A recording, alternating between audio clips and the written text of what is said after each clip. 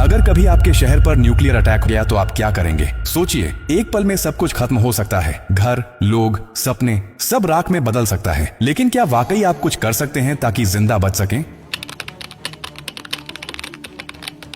हाँ, अगर आप अभी से तैयार हैं, ये जानकारी जिंदगी और मौत के बीच की दूरी तय कर सकती है। क्योंकि जब एक न्यूक्लियर बम गिरता है तो सिर्फ धमाका ही नहीं होता, उसके बाद शुरू होता है वो खतरनाक खेल जिसे कहते हैं रेडिएशन फॉलआउट। और उसमें जो जिंदा बचता है वो भी धीरे धीरे मरने लगता है। सबसे पहले जानिए कि जैसे ही न्यूक्लियर बम गिरता है, एक तेज सफेद रोशनी आपके सामने आती है। इस रोशनी को देखना मतलब अपनी आंखों की रोशनी खो देना। आप अंधे हो सकते हैं, स्थायी रूप से। इसलिए पहला कदम, जैसे ही धमाके की खबर मिले या रोशनी दिखे, तुरंत जमीन पर लेट जाइए, अपनी आंखें और कान बंद कर लीजिए और चेहरे को किसी कपड़े से ढक लीजिए। ये पहली रक्षा है। अब सवाल उठता है कि कहां जाएं? तो याद रखिए, अगर आपके आसपास कोई मेट्रो स्टेशन है, बेसमेंट है, अंडरग्राउंड पार्किंग है, तो वहीं भागिए, क्योंकि जमीन के नीचे रहना न्यूक्लियर फॉलआउट से बचने का सबसे कारगर तरीका है। लेकिन अगर कुछ नहीं है तो अपने घर को ही शेल्टर बनाना पड़ेगा। सारी खिड़कियां, दरवाजे बंद कर दीजिए। हर छोटी छोटी दरार को भी किसी कपड़े, टेप या गत्ते से बंद कीजिए। हवा का एक भी रास्ता नहीं खुला रहना चाहिए। अटैक से पहले या जैसे ही खबर मिले, आपके पास सिर्फ कुछ मिनट होंगे। उसी वक्त पानी भरिए, बाल्टी, बोतल, ड्रम, जो भी है। याद रखिए, अटैक के बाद पानी में रेडिएशन मिल सकता है। नल से पानी बिल्कुल मत पीजिए, इसीलिए पहले से स्टोर किया हुआ पानी ही जिंदगी बचाएगा। खाने के लिए ड्राई फूड रखें, बिस्किट, ड्राई फ्रूट्स, पैकेज्ड खाना जो बिना पकाए खाया जा सके। अगर गलती से आप बाहर थे और रेडिएशन में एक्सपोज हो गए तो जैसे ही अंदर आए, कपड़े उतारिए, उन्हें एक पॉलीथिन में बंद कर दीजिए और खुद को साबुन और स्टोर किए हुए पानी से अच्छे से धोइए।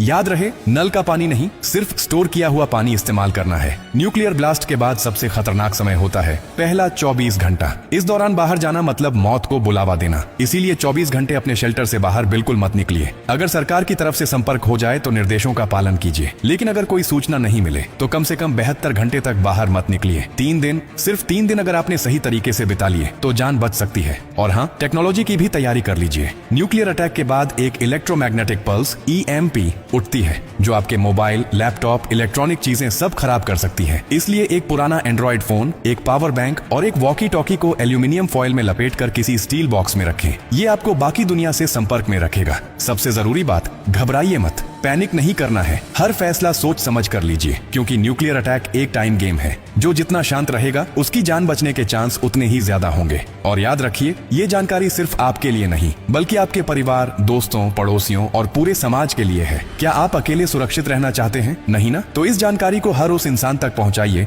जिसकी जिंदगी की आपको परवाह है। हो सकता है आपकी एक शेयर से किसी माँ का बच्चा जिंदा रह जाए, किसी पिता की आखिरी उम्मीद बच जाए, किसी बहन का भाई लौट कर घर आ जाए। और यही तो असली इंसानियत है। और हाँ, जब आप जिंदगी बांट रहे हैं तो एक वादा भी कीजिए। डॉक्टर कार्डियो की हर पोस्ट से कुछ सीखेंगे और दूसरों को भी सिखाएंगे, क्योंकि हमारा मकसद सिर्फ कंटेंट नहीं, आपकी सुरक्षा है, आपकी जिंदगी है।